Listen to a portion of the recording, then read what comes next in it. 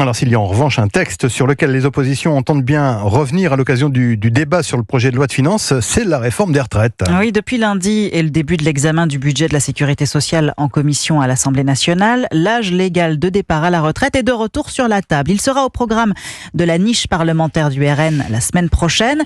La gauche, pourtant favorable à l'abrogation du texte, prévoit d'ores et déjà de ne pas voter la proposition de Marine Le Pen.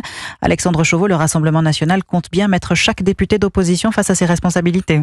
Reculer de 64 à 62 ans l'âge légal de départ à la retraite, la proposition de Marine Le Pen est partagée sur le fond par les députés du Nouveau Front Populaire. En additionnant les voix, le texte est même certain d'être voté, mais la gauche refuse de donner, selon Éric Coquerel, une victoire sociale au Rassemblement national, une position jugée incohérente par le RN qui entend cibler ses députés de gauche via une campagne d'affichage dans les circonscriptions concernées. La photo et le nom du député seront visibles, accompagnés de cette phrase « L'abrogation de la réforme des retraites ». Il ne l'a pas voté, les députés RN l'ont fait. Julien Audoul, porte-parole du RN. C'est une campagne de révélation pour que les Français voient que ces députés sont des tartuffes, que l'abrogation de la réforme des retraites ne les intéresse pas et qu'ils sont dans des postures hypocrites, qu'ils sont dans un sectarisme inouï. Le RN visera notamment des circonscriptions où le parti talonne la gauche, une campagne d'affichage qui ne devrait pas, néanmoins, faire changer le vote des députés du Nouveau Front Populaire. Alexandre Chauveau du service politique d'Europe 1, notez que lundi en commission, c'est le RN qui a rejeté les amendements du Nouveau Front Populaire en vue d'une abrogation de la réforme des retraites.